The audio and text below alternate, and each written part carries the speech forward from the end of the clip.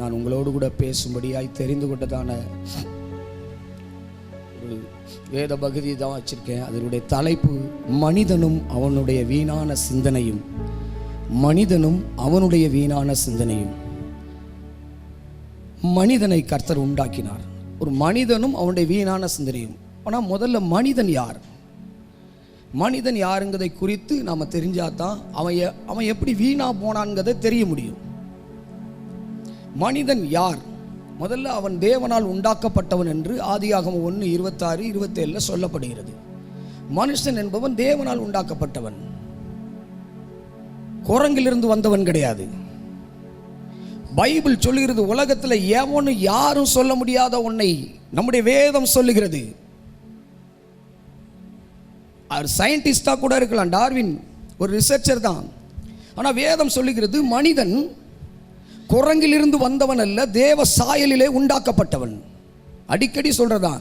Darwin நம்மளை பார்த்து யாராவது உன் மூஞ்சி குரங்கு மூஞ்சி மாதிரி இருக்கு, மூஞ்சியை குரங்கு மாதிரி வச்சிருக்குன்னு சொன்னால் நமக்கு கோவம் வருது. அப்போ டார்வினை பார்த்து நீ குரங்கு, உங்கள் அம்மா குரங்கு, உங்கள் அப்பா குரங்கு, உங்கள் தங்கச்சி குரங்குன்னு சொன்னால் அவர் ஏற்றுக்குருவாரா? ஆனால் வேதம் சொல்லுகிறது அவர் தமது சாயலின்படி தமது ரூபத்தின்படி உண்டாக்கினார் என்று வேதம் சொல்லுகிறது. மனிதன் யார்? உலகம் பல காரியங்களே சொல்லலாம், ஆனால் வேதம் மட்டும்தான் சொல்லுது மனிதன் தேவனால் உண்டாக்கப்பட்டவன், அவன் குரங்கிலிருந்து வந்தவன் அல்ல. சொன்ன டார்வின் இதற்கு பதில் வேறொரு காரியத்தையும் சொல்லியிருக்கணும். மனிதன் ஏன் சாகுறாங்கிறதுக்கு பதில் இன்னைக்கு வரைக்கும் யாரும் கண்டுபிடிக்க முடியல.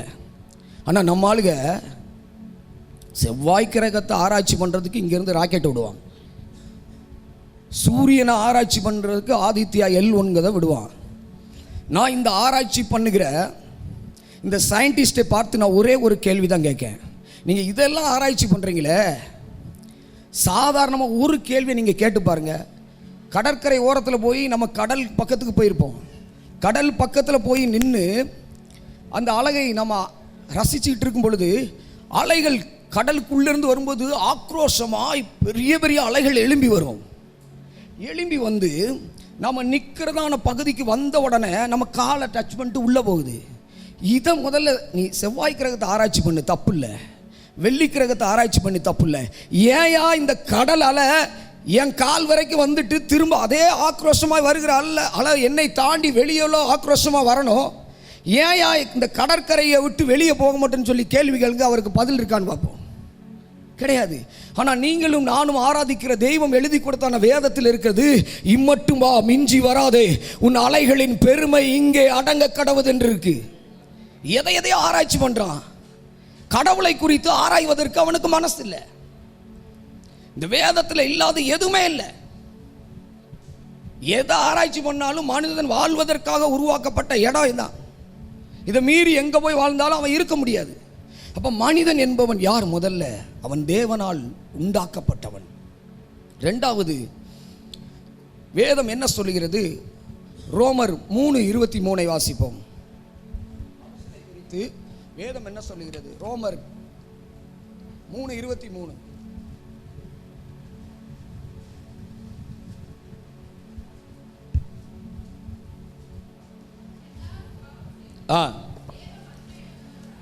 போதும் சிஸ்டர். வேதம் திரும்ப நமக்கு காட்டுகிறது, தேவ சாயலின்படி உண்டாக்கப்பட்ட மனுஷன் சாயலை இழந்த மகிமையற்ற ஒரு பாவி என்பதை சொல்லுகிறது. டாக்டரா இருக்கலாம், இன்ஜினியரா இருக்கலாம், சயின்டிஸ்டா இருக்கலாம். தேவனுடைய மகிமையை எப்ப இழந்தானோ அப்பயே அவன் எல்லா மனுஷனும் பாவம் செய்து தேவனுடைய மகிமையை இழந்த பாவி மனிதர்கள். வேதம் நம்முடைய தேவன் பார்க்கிற பார்வை மனிதனை மகிமையை இழந்த பாவி என்று வேதம் சொல்லுகிறது.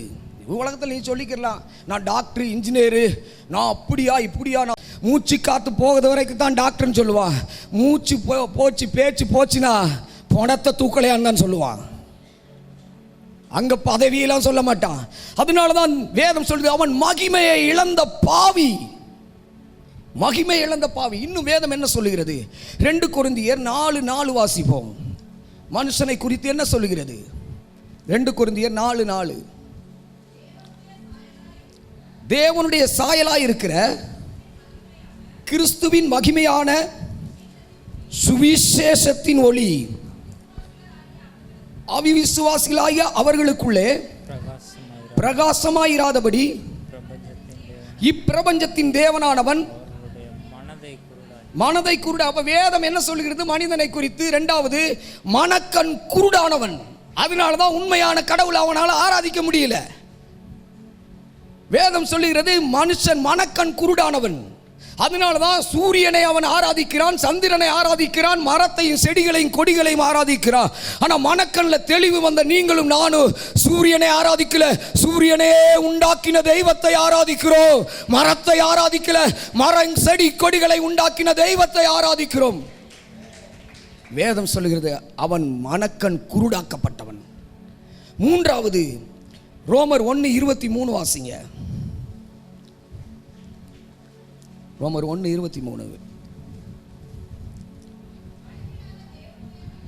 ஆம், அழிவுள்ள மனிதர்கள், பறவைகள், மிருகங்கள், ஊரும் பிராணிகள் மாற்றினார்கள். வாசிங்க சிஸ்டர். இது நிமித்தம் இச்சைகளினாலே இது என்ன சொல்ல வர்றார் அப்படின்னா, இருதயம் இருளடைந்தவன் என்று சொல்லப்படுகிறது. மனுஷன் முதல்ல மகிமை இழந்த பாவி, மனக்கண் குருடாக்கப்பட்டவன், இருதயத்தில் இருளை கொண்டு வந்தவன்.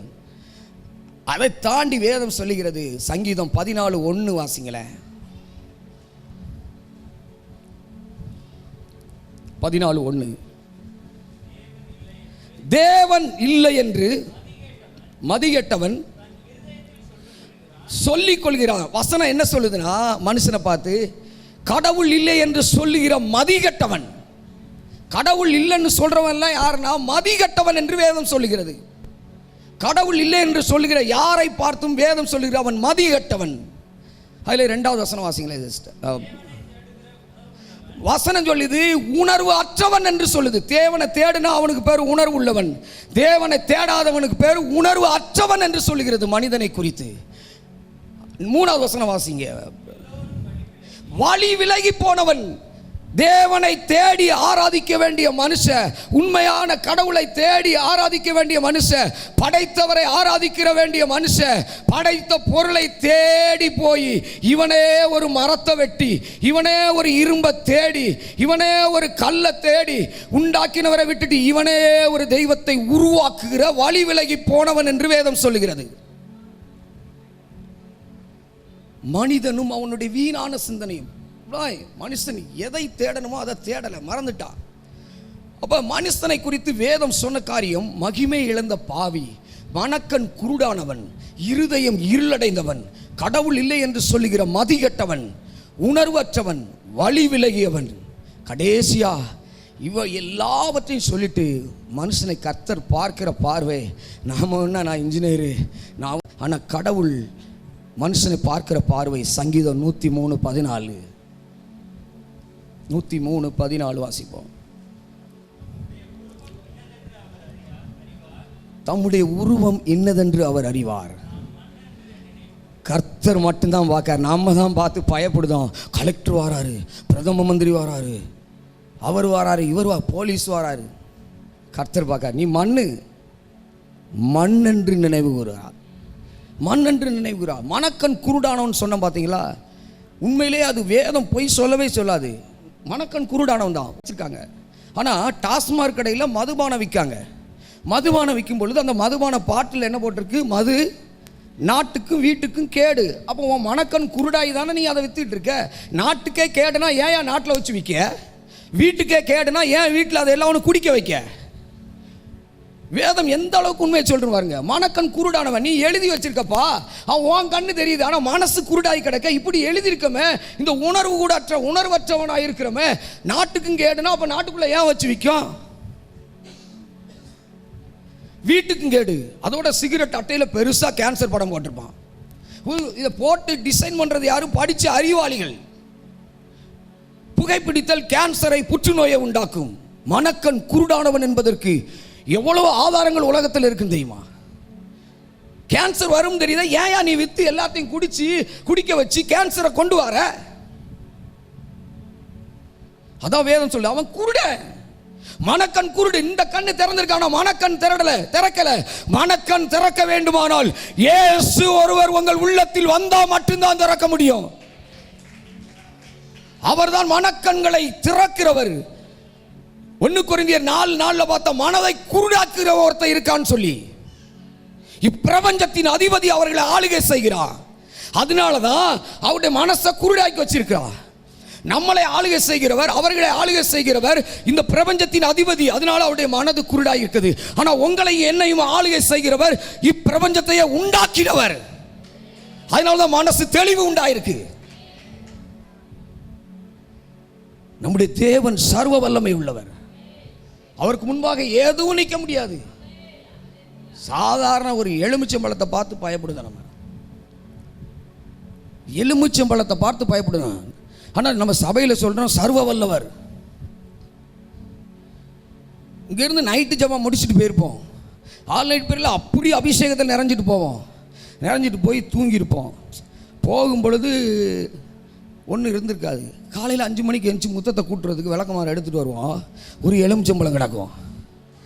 நைட்டு வரைக்கும் சர்வ வல்ல வரும்போம்.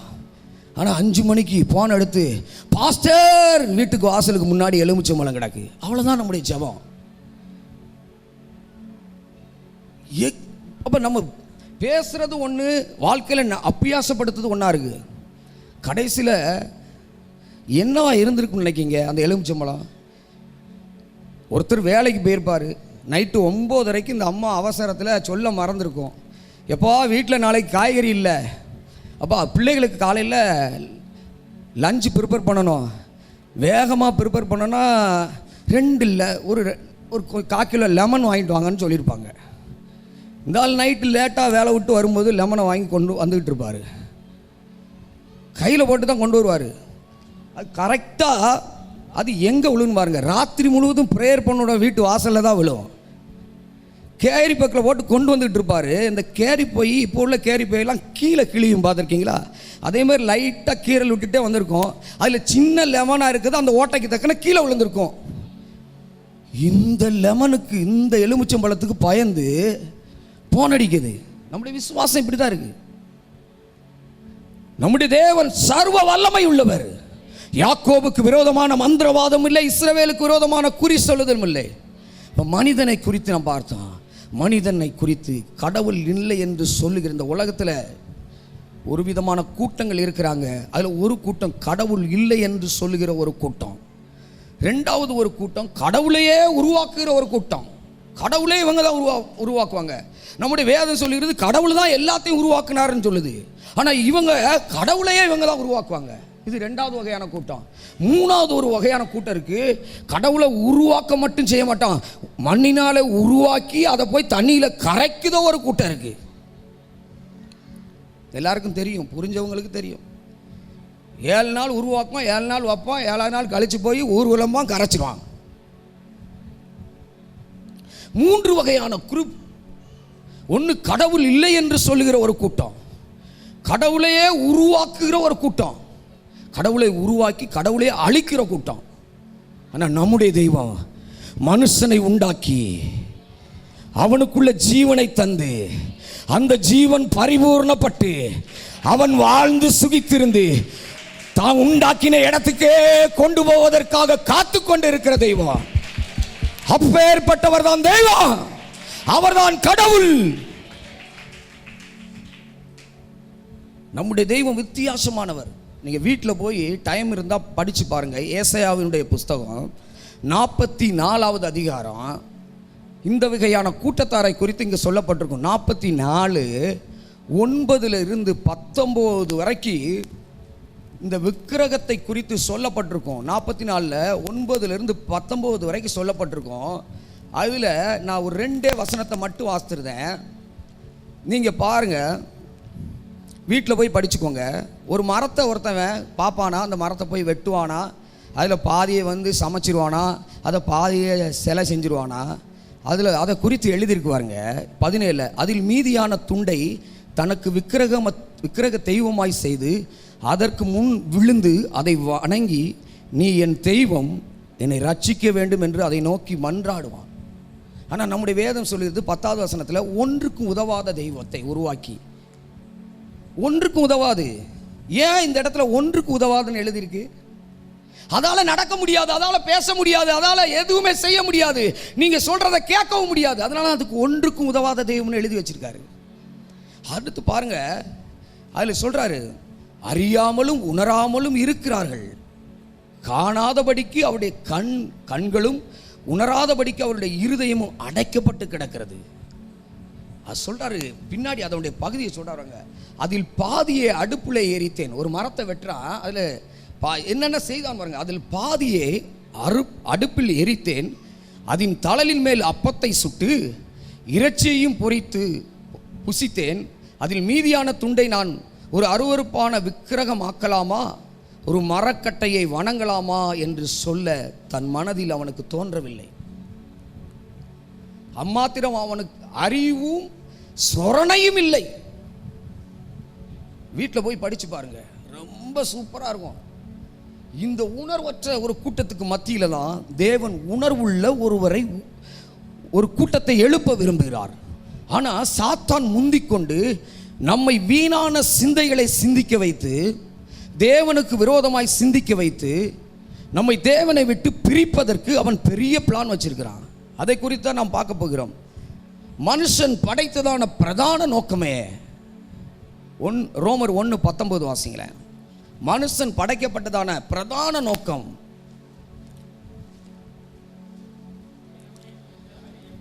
தேவனை குறித்து அறியணும். அதுக்காகத்தான் கடவுள் மனுஷனை உண்டாக்கினார். தேவனை குறித்து அறியப்படுவது அவர்களுக்குள்ளே வெளிப்பட்டு இருக்கிறது. தேவனே அதை அவர்களுக்கு வெளிப்படுத்தினார். பாருங்க, மனுஷன் உண்டாக்கப்பட்டதான நோக்கம் தேவன் யார் என்பதை அறிவதற்காக உண்டாக்கினார். அதுக்கு தான் மனுஷனை உண்டாக்கினார். சூரியனை பார்க்கும் பொழுது இது எப்படி வருது, பகல் முழுக்க இங்கே இருக்க, ராத்திரி ஆனவன கீழே போத, இதை யார் ஆப்ரேட் பண்ணுகிறா? ராத்திரி ஆனவன இது போன உடனே சந்திரன் ஒன்று வருது. அதுதான் இங்கே எழுதாரு. தேவனை குறித்து அறியப்படுவது அவர்களுக்குள்ள வெளிப்பட்டு இருக்கிறதா. இதை பார்க்கும் பொழுது அறியணும். ஆனால் இன்னைக்கு மனுஷன் ஏடிஎம் மிஷினை உடைச்சி எப்படி கொள்ளையிடலாம், அதை எப்படி ஏழைகள்ட்ட இருந்து வஞ்சித்து பணத்தை எப்படி பிடுங்கலாம், இதெல்லாம் ராத்திரி முழுக்க உட்காந்து பிளான் போடுவான். சூரியன் எப்படி வருது, சந்திரன் எப்படி வருங்கிறத ஆராய்ச்சி பண்ண மாட்டாங்க. மனுஷன் உண்டாக்கப்பட்டதுடைய நோக்கமே தேவனை குறித்து அறிவதற்காக, கடவுள் யார் என்பதை அறிவதற்காக உருவாக்கப்பட்டான். ஆனால் மனுஷனோ தேவனை அறியாமல் இருந்ததினால அவனுடைய சிந்தனையில வீணராய் போனான் என்று எழுதியிருக்கிறது. 21வது வசனம் வாசிங்க. அவர்கள் தேவனை அறிந்தும் அவருடைய படைத்த படைப்புகளை பார்த்தும் 20வது வசனத்திலிருந்து வாசித்தீங்கன்னா தெரியும். எப்படி என்றால், காணப்படாதவைகளாகி அவருடைய நித்திய வல்லமை தேவத்துவம் என்பவைகள் உண்டாக்கப்பட்டு இருக்கிறவையினால. உண்டாக்கப்பட்டதுனா எனது மரம் செடி கொடி மலைகள் சூரியன் சந்திரன் எல்லாத்தையும் உண்டாக்கி வச்சிருக்காரு. உண்டாக்கப்பட்டிருக்கிறவைகளினாலே உலகம் உண்டானது முதற்கொண்டு தெளிவாய் காணப்படும். ஆதலால் அவர்கள் போக்கு சொல்வதற்கு இடமில்லை. யாரும் எனக்கு இயேசுதான் தெய்வம்னு சொல்லலைன்னு சொல்ல முடியாது. ஒரு ஏடிஎம் மிஷினில் பணம் எடுக்க தெரியலனா, ஐயா புதுசாக ஏடிஎம் வாங்கிட்டு வந்தேன், இதை எனக்கு எப்படி ஆப்ரேட் பண்ணலன்னு தெரியல, இந்த பாஸ்வேர்டு கிரியேட் பண்ணி கொடுங்க, இதில் பணம் எடுத்து கொடுங்க. இதுக்கெல்லாம் கேட்கறதற்கு ஞானம் வருதா? சூரியன் எப்படி வருது, சந்திரன் எப்படி வருது, அதை ஆராய்வதற்கு அறிவில்லை. அதனால போக்கு சொல்ல இடம் இல்லை. அதை ஆராய்வதற்கு மட்டுமல்ல, இப்போ அதை ஆராய தெரியலையே. சரி, சுவிசேஷம் என்கிறதான பேரில் போய் இவர்தான் வானத்தையும் பூமியையும் உண்டாக்கினார் என்று சொன்னாலும் ஏற்றுக்கிறதுக்கு மனசு இல்லை. நீ போக்கு சொல்லதற்கு உனக்கு இடம் இல்லை. எவனை எஸ்கேப் ஆக முடியாது. யாரும் ஆண்டவற்றிலிருந்து தப்பிக்க முடியாது. போக்கு சொல்வதற்கு இடம் இல்லை. தேவனை அறிவதற்காக உண்டாக்கப்பட்டவன் தன் சிந்தனைகளினாலே வீணரானான். தேவனை அறியாமதுனால அவன் எப்படி போயிட்டான் பாருங்க. 2 பேதுரு 1வது அதிகாரம் 2வது வசனத்தை வாசிங்களேன். 2 பேதுரு 1:2. தேவனையும் தம்முடைய கர்த்தராகிய இயேசுவையும் அறிகிற அறிவினால் உங்களுக்கு கிருபையும் சமாதானமும் பெருக கடவுள். பாருங்க, தேவனை அறிஞ்சேனா உனக்கு கிருபையும் சமாதானமும் பெருகும். ஆனா இவன் இந்த நீங்கள் வீட்டில் போய் படித்து பாருங்கள். தேவனை அறியாமல் போனதுனால எதெல்லாம் தான் பெருகும் வாழ்க்கையில் அப்படிங்கிறத குறித்து எழுதப்பட்டிருக்கும். அதில் நீங்கள் பிரதர் அதில் 8வது வசனம் மட்டும் வாசிங்களேன். இவைகள் உங்களுக்கு உண்டாயிருந்து பெருகினால் உங்களை நம்முடைய கர்த்தராகிய இயேசு கிறிஸ்துவை அறிகிற அறிவிலே வீணரும் கனியற்றவர்களுமாயிருக்க. இவங்களை நீ இதை அறியாமல் போனதுனால தான் உன் வாழ்க்கையில் ஒரு கனியை பார்க்க முடியல, ஒரு செழிப்பை பார்க்க முடியல, ஒரு உயர்வை பார்க்க முடியல. கனியற்ற ஒரு வாழ்க்கை வாழ்ந்து கொண்டிருக்கிறோம். மனுஷன் உண்டாக்குனது கடவுள் யார் என்பதை அறியணும். அவன் சரியா அறிஞ்சு ஆராய்ந்துதான்னா, சபைக்கு வந்திருக்கிற நாமளும் அப்படிதான். கடவுள் யார் என்பதை தெரிஞ்சோம், ஆனால் அதுக்கப்புறம் ஆராய விரும்பல. அதனால தான் கிருபைக்குள்ள வளர முடியல, சத்தியத்துக்குள்ள வளர முடியல, கிருபை பெருக முடியல, ஆசீர்வாதம் பெருக முடியல, கனி வாழ்க்கையில கனிகள் பெருக முடியல. மனுஷனை தேவனை அறியாமல் மனுஷன் எப்பொழுது விலகினானோ அப்பொழுதே அவன் சிந்தனைகளிலே வீணரானான் என்று வேதம் சொல்லுகிறது. இப்போ நம்ம செய்திக்குள்ளே போகலாம். அவுட்லைன் இதெல்லாம் அவுட்லைன். இப்போ தான் செய்திக்குள்ளே போக போகிறோம். மனிதனுடைய சிந்தனைகள் மூன்று விதமாய் அவனுடைய சிந்தனைகள் பெருகி இருக்கிறது. அதில் 3 விதத்தில் மனுஷனை நான் உங்கள்கிட்ட எடுத்து காண்பிக்க விரும்புகிறேன். மனுஷன் எப்படியெல்லாம் சிந்திக்கா என்பதை 3 விதத்தில் எடுத்து காண்பிக்கிறேன். 1, முதலாவது தேவனை குறித்து வீணான சிந்தனை. 2, பிறரை குறித்து வீணான சிந்தனை. 3வது நம்மை குறித்து அவனை குறித்து வீணான சிந்தனை. தேவனை குறித்து வீணான சிந்தனை. எப்படி தேவனை குறித்து வீணாய் சிந்திக்கா. அடுத்து 2வது பிறரை குறித்து வீணான சிந்தனை. 3வது நம்மை குறித்தே வீணான சிந்தனை. மனுஷன் இப்படி தான் போயிட்டான், வீணா போயிட்டான். அதுலேயும் பாருங்க, 3வது தான் அவரை குறித்தே சிந்திப்பார். அது வரைக்கும் உலகத்தை குறித்து தான் சிந்திப்பார், கடவுளை குறித்து சிந்திப்பார். அடுத்தவனை அப்படி இப்படின்னு பேசுவாங்க. சிந்தனைகளினாலே வீணரானார்கள் என்று வேதம் சொல்லுகிறது. ரோமருக்கு எழுதின புஸ்தகம் அந்த 1:23 வாசிங்க. அழிவில்லாத தேவனுடைய மகிமையை அழிவுள்ள மனுஷர்கள் பறவைகள் பாருங்க, தேவனை குறித்து வீணான சிந்தனை. இவங்களுக்கு எப்படி? கடவுள்னா ஒரு பறவையா இருப்பாரு, ஒரு காக்காவா இருப்பாரு, ஒரு கழுகா இருப்பாரு. அதுதான் அவங்களுக்கு கடவுள். கடவுளை குறித்து வீணான சிந்தனை. காக்காவை பார்த்தா கடவுள், காக்காவை துரத்திடாத. ஆனால் அதே காக்காவை பிரியாணி கடையில் ரகசியமாக அடித்து நொறுக்கி பிரியாணி போட்டான்னா தின்ட்டு வந்துடுவாங்க. காக்காவை கடவுள், கழுக கடவுள், மயில கடவுள். மயில பாரஸ்டுக்கே தெரியாமல் அடித்து திங்கிறது. அழிவுள்ள மனுஷர்கள் பாருங்க. கடவுளை எதற்கு? அதான் தேவனை குறித்து வீணான சிந்தனை, கடவுளை குறித்து வீணான சிந்தனை. கடவுள்னா எப்படி? பறவையா இருப்பாரோ, மயிலா இருப்பாரோ, காக்காவா இருப்பாரோ, கழுகா இருப்பாரோ? பறவைகள். அடுத்து வாசிங்க பிரதர். மனுஷர்கள், பறவைகள், மிருகங்கள், ஊரும் பிராணிகள். மிருகங்கள் கடவுளை குறித்து வீணான சிந்தனை. மிருகத்தை பார்த்தா, பாம்பை பார்த்தா இதுதான் கடவுளா தெரியும். யாரை சொல்றேன்னு உங்களுக்கு தெரியும். சில கூட்டம் இருக்கு, பாம்பையே தேவனை குறித்து வீணான சிந்தனை. பாம்பை பார்த்தா கடவுள். சரி, பாம்பை பார்த்தா கடவுளுங்களே, பாம்பு வீட்டுக்குள்ள வந்தா எதுக்கு பக்கத்து வீட்டுக்காரலாம் அடிக்க கூப்பிடுத? கடவுள் வீட்டுக்குள்ள வந்திருக்காரு, அதுக்கு ஓரமா சோறு போட்டு வளர்க்க வேண்டியதானே. சாரி, இது அதுக்கப்புறம் வரும். ஊரும் பிராணிகள், மிருகத்தை பேசியிருக்கணும் நான். மிருகம்னா என்னது? இப்போ பாருங்க, மிருகங்களை குறித்து அடுத்த மிருகங்கள். சிங்கம், அது ஒரு கடவுளா மாத்துறது. சிங்கத்தை. புலி கேரளாவில் இருக்கு, புலியை பார்த்தா கடவுள். புரியாத மாதிரி இருப்பாங்க உங்களுக்கு. பார்த்தா மிருகத்தை பார்த்தா கடவுள். இன்னும் புரியலன்னு நினைக்கிறேன். சரி, முடிஞ்சப்ப சொல்றேன். தேவனை குறித்து வீணான சிந்தனை. புலியை பார்த்தா கடவுள், சிங்கத்தை பார்த்தா கடவுள். ஒரு சில நம்ம எல்லாம் ரட்சிக்கப்பட்டு வந்திருப்போம், யாரு சிங்கத்து மேல இருப்பான்னு தெரியும். மிருகங்களை பார்த்தா கடவுள். அதான் தேவனை குறித்து, கடவுளை குறித்து வீணான சிந்தனை. உடனே அதை மாதிரி செய்யறது, அதை கடவுள்னு போய் கும்பிடுது. மிருகங்கள்.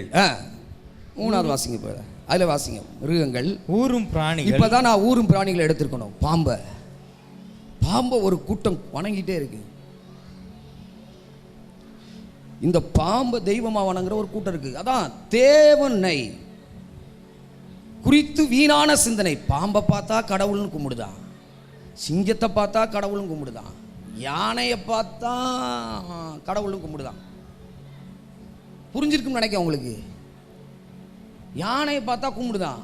தேவன் மனுஷர்கள் தேவனை குறித்து வீணான சிந்தனை இப்படி இருப்பாரு.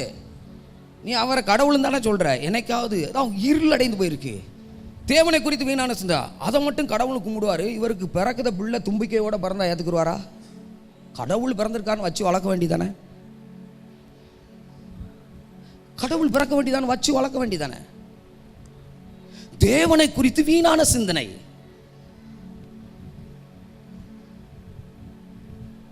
குரங்கு தெரியும், யாருன்னு தெரியும். நம்மளை குரங்குன்னு சொன்னாலே ஏற்றுக்கிற மாட்டாங்க. ஆனால் வீட்டுக்குள்ளேயோ ஒரு ஸ்கூலுக்குள்ளேயோ குரங்கு வந்தால் ஏன் துரத்தி அடிக்க? கடவுள் வந்திருக்காரு, ஏன் துரத்துதீங்க? ஏன் ஃபாரஸ்ட்டுக்கு போன் போடுதீங்க? புலி சிறுத்தை யானை எல்லாம் ஊருக்குள்ள வருது, ஏன் ஃபாரஸ்ட்டுக்கு போன் போடுதீங்க? உங்க கடவுள் தானே உள்ள வந்திருக்காரு. உணர்வற்ற இருதயம். யானை ஊருக்குள்ள வந்துச்சுன்னா போதும், காட்டு யானை ஃபாரஸ்ட்டுக்கு போன் போட்டு அதுக்கு வலையை வச்சு எப்படியாவது அந்த சிறுத்தை புலி எல்லாம் ஊருக்குள்ளே வரும்பொழுது அதை பிடிக்கிறதுக்கு வலையை கட்டிடுவாங்க, கட்டி பிடிப்பான். ஏன் கடவுள் தானே, அதை அப்படியே வீட்டில் கட்டி போட்டு வளர்க்க வேண்டியதானே.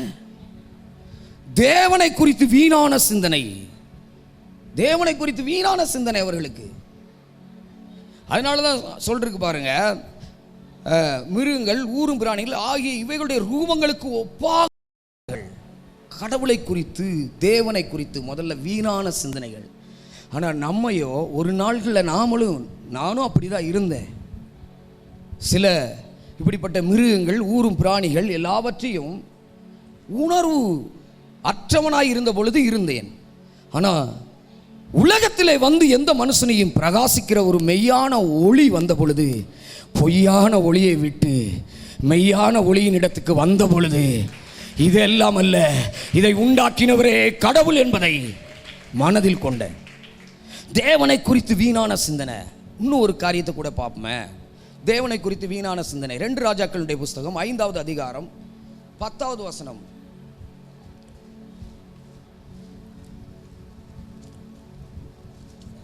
2 ராஜாக்கள் 5:10. அப்பொழுது எலிசா அவனிடத்தில் ஆள் அனுப்பி, நீங்க வாசிங்க, நீ போய் யோர்தானில் 7 தரம் ஸ்நானம் பண்ணு, அப்பொழுது உன் மாம்சம் மாறி நீ சுத்தமாவாய் என்று சொல்ல சொன்னான். அதற்கு நாகமான் கடுங்கோபம் கொண்டு புறப்பட்டு போய் அவன் வெளியே வந்து நின்று தன் தேவனாகிய கர்த்தருடைய நாமத்தை தொழுது தன் கையினால் அந்த இடத்தை தடவி இவ்விதமாய் குஷ்டரோகத்தை நீக்கி விடுவான் என்று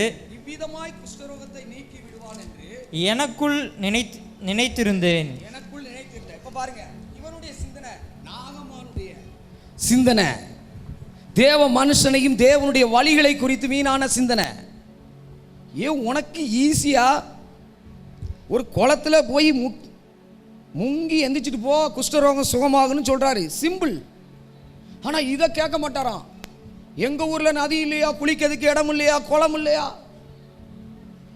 இங்க வந்து முங்குனாத்தான் இந்த நோய், முங்குனாத்தான் இந்த வியாதி போகுமா, முங்குனாத்தான் போகும்னு சொல்லி தான் அவர் உன்னை முங்க சொல்றாரு.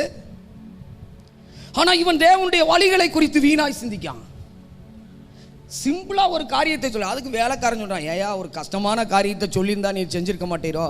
நம்ம ஆளுக்கு அப்படித்தான், ஏயா ஆஸ்பத்திரி போய் இந்த வியாதி சுகமாகலையா, உடனே மந்திரவாதியை பார்க்க போகுது. மந்திரவாதி போய் அவன் எதாவது ஒன்று சொல்லுவான், அதுக்கு 1 லட்சத்தை செலவழிப்பான். அடுத்து மந்திரவாதி சொல்லுவான், ஒரு கெடா வெட்டி பொங்கலிடு சுகமாயிருப்பான், அதையெல்லாம் செய்வான். ஆனால் நீங்களும் நானும் போய் இந்த இயேசுட்ட வாங்க, ஞாயிற்றுக்கிழமை ஆராதனைக்கு வாங்க, ஒரு கன்வென்ஷன் நடக்கு, அங்கே ஒரு பாஸ்டர் வருவார், ஜெபம் பண்ணுவார்னு சொன்னால், நாங்கள் பார்க்காத ஆஸ்பத்திரியா, நாங்கள் போகாத மந்திரவாதியா, சிந்தனைகளினாலே தேவனை குறித்தும் தேவனுடைய வல்லமைகளை குறித்தும் வீணாய் நினைக்கிற கூட்டம். நாகமான் அப்படித்தான் தேவனுடைய வழிகளை குறித்து வீணாய் சிந்தித்தான். பெறாத ஒருத்தர் சொல்லி புரிய வச்சு, ஏற்கனவே ஒரு பொண்ணு தான் சொல்லி புரிய வச்சு, இந்த ஊரில் ஒருத்தர் இப்படி இருக்காரு, அங்கே போயா சுகமாகுன்னு சொல்லி புரிய வச்சிருக்கு. அது சொல்லி புரிய வச்சு தான் தலைவர் இங்கே வர்றாரு. இங்கே வந்ததுக்கப்புறம் அவர் ஒரு சின்ன ஷாக் ட்ரீட்மெண்ட் மாதிரி கொடுக்காரு, சிம்பிளாக கொடுக்காரு. அதை செய்ய மனசு இல்லை. இப்போ மனசு இல்லாமல் போகிறாரு. இன்னொருத்தரும் சொல்லணும், அப்படி வேலைக்காரன்னு சொன்னா தான் புரியும். இன்றைக்கும் அப்படி தான். நாம் போய் சுவிசேஷம் சொல்லி பார்ப்போம், கேட்க மாட்டாங்க. சரி கேட்டாலும் வாரம் வந்திருப்பாங்க, வந்த உடனே உட்காந்துருப்பாங்க, ஒன்றும் நடந்திருக்காரு, எந்திரிச்சு போவாங்க. என்ன உங்கள் ஏசுட்ட வந்தேன் ஒன்று 18 வருஷமாக கோயிலாக அலைஞ்சிய, ரோடாக அலைஞ்சிய, ஒத்த நாளில் நடக்கணும்னு ஆசைப்படுறிய, அது 2 மணி நேரத்தில் ஆசைப்படுன்னு நினைக்கிய. அந்த 2 மணி நேரத்தில் நீ 2 நிமிஷம் பாஸ்டர் தலையில் கை வைக்கும் போது ஜெபிக்கும் போது தான் உன் மனசையே கொடுத்து இந்த 2 நிமிஷத்தில் நடக்கன்னு எதிர்பார்க்கையே உன் சிந்தையில் கொஞ்சம் கூட உணர்வு இல்லையா? 18 வருஷமா எத்தனை கடாயி, எத்தனை மந்திரவாதம், எத்தனை லட்சங்கள். 2 நிமிஷம் பாஸ்ட் ஜெபம் பண்ணும் பொழுது அதுலேயே அந்த 2 நிமிஷத்தில் எங்கெங்கெல்லாம் போயிட்டு வந்து ஒரே ஒரு நிமிஷத்தில் விசுவாசிக்க அப்படின்ட்டு போயிருக்கும். அடுத்து வர மாட்டேங்க. இந்த நாகமான் மாதிரி தான் போகுத கூட்டம், ஒரு கூட்டம்.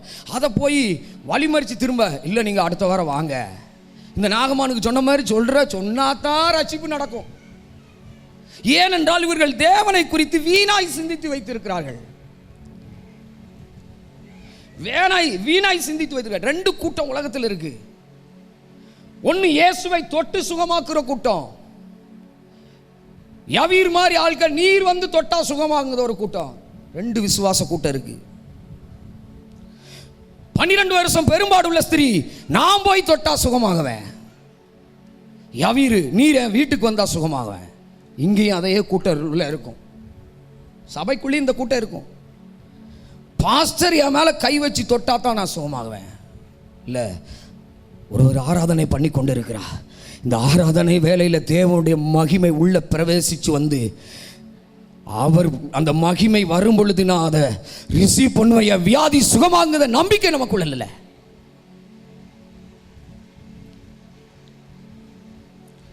தேவனை குறித்து வீணான சிந்தனை. நாகமான் தேவனை குறித்து வீணாய் சிந்தித்தான்.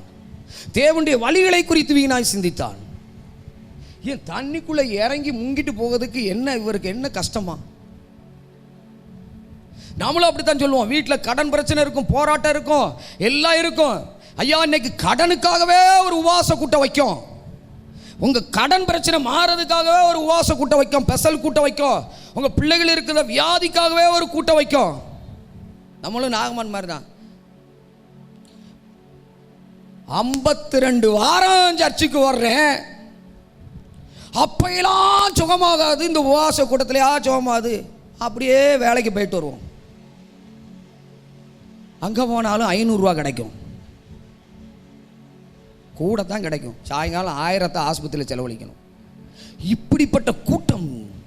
தேவ மனுஷன் ஒரு அழைப்பு கொடுக்கும் பொழுது, தேவ மனுஷன் ஒரு காலிங் கொடுக்கும் பொழுது, இங்கே யாரு? தேவ மனுஷனாகிய எலிசா.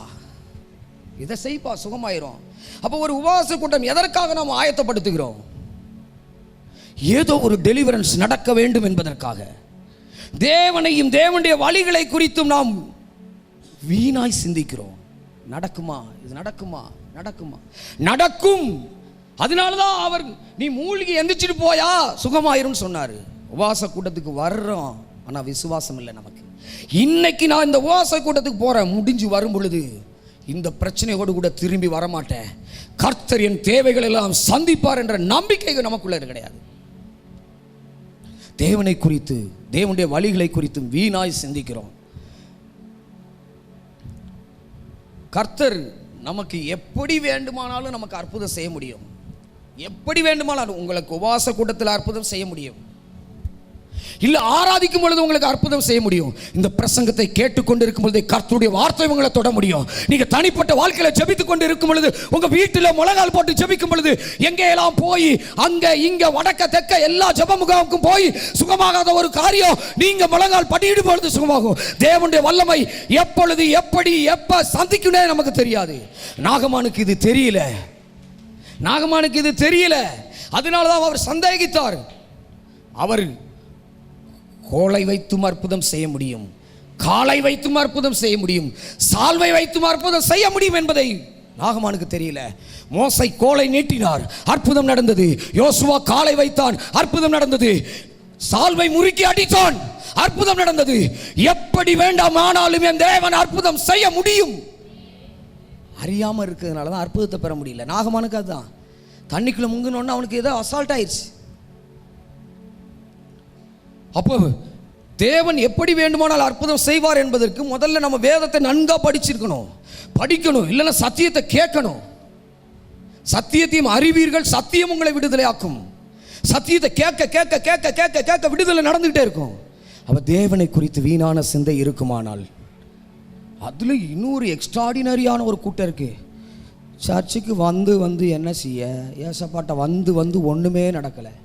இங்க வந்ததுக்கு அப்பதான் தான் எனக்கு பிரச்சனை. தேவனை குறித்து வீணான சிந்தனை. பொல்லாங்கினால் சோதிப்பதற்கு கடவுள் ஒன்றும் மனுஷன் இல்லை. நீங்களே உங்க பிள்ளைய அடுப்புல தோசைக்கல்ல சூடாக்கிட்டு உங்க பிள்ளைய தோசைக்கல் மேல கை வைக்க சம்மதிப்பீங்களா? அப்ப ஆண்டவர் எப்படி பொல்லாங்கினால் சோதிப்பார்? உங்களை சபைக்கு அழைத்து கொண்டு வந்துட்டு உங்களை தரித்திரத்தில் எப்படி வைப்பார்? தெரியல, சில பார்முலா தெரியல. அதனாலதான் ஓசியாவில் எழுதுவார், என் ஜனங்கள் அறிவில்லாமையினால் சங்காரமாகிறார்கள். சத்தியத்தை அறிய மனதில்லை, சத்தியத்துக்கு கீழ்ப்படிய மனதில்லை, உபவாசம் பண்ணி ஜெபிக்க மனதில்லை, பாவத்தை விட்டு மனம் திரும்ப மனதில்லை. அபிஷேகத்தில் நிறைஞ்சி ஜெபிச்சா தடைகள் உடையோ, அபிஷேகத்தினால நுகங்கள் முறியும் என்பதை அறிந்து அதன்படி செய்ய மனதில்லை. அதனாலதான் வாழ்க்கையில மாற்றத்தை பார்க்க முடியல. தேவனை குறித்து தயவு செய்து வீணான சிந்தை இருக்குமானால் இன்னைக்கே நம்ம விட்டு எடுத்து போடுங்க. ரெண்டாவது, பிறரை குறித்து வீணான சிந்தனை. மற்றவங்களை குறித்தே வீணாய் சிந்திக்குது. நம்ம பற்றி சிந்திக்கவே மாட்டோம். அவன் இப்படி, இவன் இப்படி, அவ இப்படி, வீணாய் சிந்திப்பது. பிறரை குறித்து வீணான சிந்தனை. அண்ணன் கூட ஆராதனை அப்ப பேசினாங்க. 1 சாமுவேல் 1:13 வாசிங்க. பிறரை குறித்து வீணான சிந்தனை. 1:13. அன்னாள் தன் இருதயத்திலே பேசினால், பாவம் அந்த அம்மா குழந்தை இல்லைன்னு சொல்லிட்டு படாத பாடுபட்டு எப்படியாவது புருஷனாலேயும் குழந்தை தர முடியல, சக்களத்தையாலும் சண்டை, எப்படியாவது ஒரு குழந்தைய வாங்கலாம்னு சொல்லிட்டு இந்த அம்மா எப்படியாவது கஷ்டப்பட்டு சர்ச்சில் போய் ஜெபம் பண்ணி செபிக்கலாம்னு வந்திருக்கு. வாசிங்க பிரதர். இப்ப அன்னாள் தன் இருதயத்திலே பேசினால் அவளுடைய உதடுகள் மாத்திரம் அசைந்தது. அவள் சத்தமோ கேட்கப்படவில்லை. ஆகையால் அவள் வெறித்திருக்கிறாள் என்று ஏலி நினைத்து, ஏன்னா இவன் பிள்ளையெல்லாம் அதைத்தான் செஞ்சுட்டு இருக்கான். நல்லா சமைக்குது, அங்க உள்ளதான கூர்மையான ஆயுதங்களினால இது கொப்பரையில விடுறது, தூக்குறது, சாப்பிடுறது, குடிக்கிறது. அதனால இந்த அம்மா மனக்லேசத்தினால வந்து ஜெபம் பண்றதுக்காக வந்திருக்கு. எனக்கு ஒரு பிள்ளை கொடுங்க ஆண்டவரே, அந்த பிள்ளைய கொடுத்தா கூட நான் வச்சுக்கிற மாட்டேன், அதை உங்களுக்கு கொடுக்குன்னு சொல்லிட்டு நல்ல பொருத்தனையோடு கூட வந்து ஜெபிக்கு.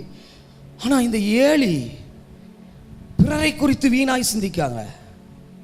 அந்த அன்னாளை குறித்து வீணாய் சிந்திக்காரு. அது பாவம், எப்படியாவது ஒரு குழந்தையை எப்படியாவது அழுது புலம்பியாவது தேவனிடத்தில் பெற்றுக்கொள்ளலாம் சொல்லி வந்திருக்கு. யார் இவரு? சாதாரண ஒரு ஆள் சிந்திச்சா பரவாயில்ல,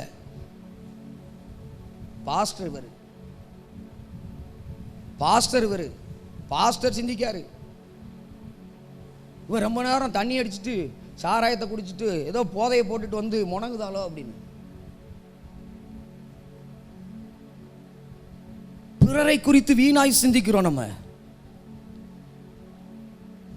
நம்ம சர்ச்சுக்கு வருவோம், ஞானஸ்தானம் எடுப்போம், எல்லாம் செய்வோம். நம்ம ஆராதனைக்கு போக மாட்டோம், ஜெப கூட்டத்துக்கு போக மாட்டோம். ஆமா, இவன் நேற்று ரட்சிக்கப்பட்டா, வாரம் சர்ச்சுக்கு கூட்டத்துக்கு போறா. யாரு? வெளியில் உள்ள ஆள் இல்லை, நம்ம ஆளு. நாங்களாம் பரம்பரையா கிறிஸ்டின்னு. பிறரை குறித்து வீணா சிந்திக்காதீங்க. உங்களுக்கு தேவனை அறிகிற அறிவு அவ்வளவுதான். அவங்க அறிய விரும்புறாங்க. ஒருவேளை நீங்க அறிஞ்சிருக்கலாம், அவங்க அறிய ஆசைப்படலாம். அதை ஏன் நீங்க வீணா சிந்திக்கீங்க? அதுல நிறைய இது கட்டுக்கதைகளெல்லாம் கட்டி விடுவாங்க. வீணாய் சிந்திக்கிறத முதல்ல விடுவோம். பிறரை குறித்து வீணாய் சிந்திக்கிறத நம்மளை விட்டு எடுத்து போடுவோம். பிறரை குறித்து வீணாய் சிந்திக்கிறதை எடுத்து போடுவோம். அதை திரும்பி வாசிங்களேன் பிரதர். அன்னாள் தன் இருதயத்திலே பேசினாள், தன் இருதயத்திலே பேசினாள். அவளுடைய உதடுகள் மாத்திரம் அசைந்தது, உதடுகள் மாத்திரம் அசைந்தது. அவள் சத்தமோ கேட்கப்படவில்லை, அவளுடைய சத்தமோ கேட்கப்படவில்லை. ஆகையால் அவள் வெறித்திருக்கிறாள் என்று ஏலி நினைத்து, அவளை நோக்கி நீ எதுவரைக்கும் வெறித்திருப்பாய்? பாருங்க, தான் பிறரை குறித்து வீணாய் சிந்திப்போமானால் இன்னைக்கு நம்ம விட்டு எடுத்து போடுவோம். என்ன சூழ்நிலைக்காக அவங்க சபைக்கு வர்றாங்கன்னு தெரியாது, எந்த சூழ்நிலைக்காக அவங்க விசேஷமாய் ஜெபிக்க வர்றாங்கன்னு தெரியாது. ஆனால் அவர்களை குறித்து நாம் தப்பாக நினைப்போமானால் சிந்தனைகளினாலே வீணராய் போயிடுவோம். அந்த அம்மா போய் ஜெபம் பண்ணி வெற்றியோடு வந்துடும். இங்கே அப்படி தான் நடந்துச்சு. ஏலி தன் ஸ்தானத்தை இழந்தார். இந்த அம்மா அழுது ஜெபம் பண்ணுது. அழுது ஜெபம் பண்ண உடனே யார் நக்கலாக பார்த்தாரோ அப்போயே ஆண்டவர் முடிவு பண்ணிட்டாரு, என் மக அழுது புலம்பி ஜெபம் பண்ணிட்டு இருக்கா, நீ நக்கலாக கிண்டலாவாக பார்த்துட்டு இருக்க, உன் ஸ்தானத்தை தூக்குறதுக்கு முடிவு பண்ணிட்டேன். தூக்கி மாற்றி இன்னொருத்தனை கொண்டு வந்து உட்காரதுக்கு பிளான் பண்ணிட்டாரு. எப்பொழுதும் யாரையும் ஏளனமாக நம்ம பார்த்துடக்கூடாது. எப்போ ஏளனமாக ஏலி பார்க்க நினைச்சாரோ அப்பயே காலி பண்ணதுக்கு முடிவு பண்ணிட்டாரு. இன்னொருத்தனை தூக்கி மேலே வைக்கிறதுக்கு முடிவு பண்ணிட்டாரு. சாமுவேல் வர ஆரம்பிச்சிட்டாரு. அப்போ பிறரை குறித்து நாம் தப்பாக சிந்திச்சிடக்கூடாது. கர்த்தர் யாரை வேண்டுமானாலும் எவரை கொண்டு வேண்டுமானாலும் அற்புதம் செய்ய முடியும். காலை வச்சோ, கோலை வச்சோ, சால்வை வச்சோ, இல்லை ஆளை வச்சோ யாரையும் தூக்க முடியும், அற்புதம் செய்ய முடியும். அப்போ பிறரை குறித்து வீணான சிந்தனை நமக்குள்ளே இருக்கக்கூடாது. இன்னொரு வசனத்தை கூட வாசிப்போம் பிரதர். ஆதியாகமத்தினுடைய புஸ்தகம் 19வது அதிகாரம் 14வது வசனம். ஆதியாகமம் 19:14.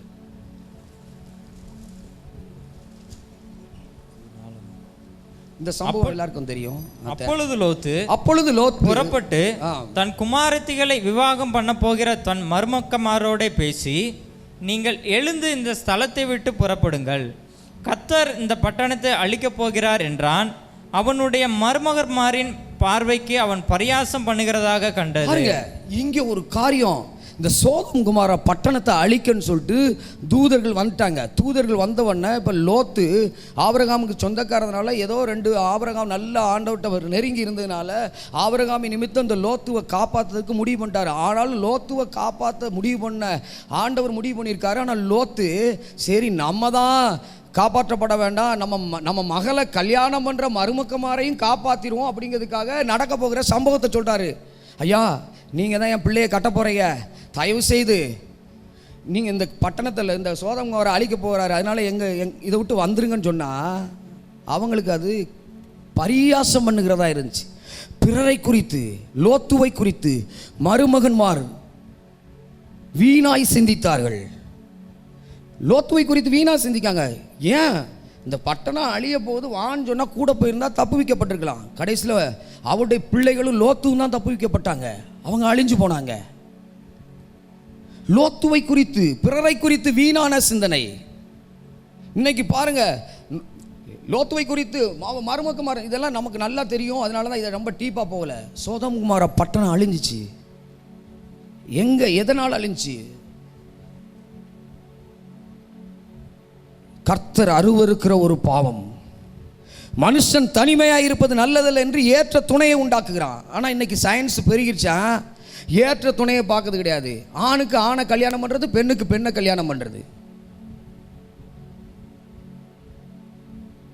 லோத்துவின் நாட்களில் எப்படி நடந்ததோ அப்படியே மனுஷகுமாரன் வரும் நாட்களில் நடக்கும் என்று எழுதியிருக்கிறது. அதனால தான் நடக்கு. இதெல்லாம் நடக்குனா இதுக்கு நம்ம ஜெபம் பண்ணுறோம், நல்லது. ஆனால் இதெல்லாம் நடந்தே தீரும்.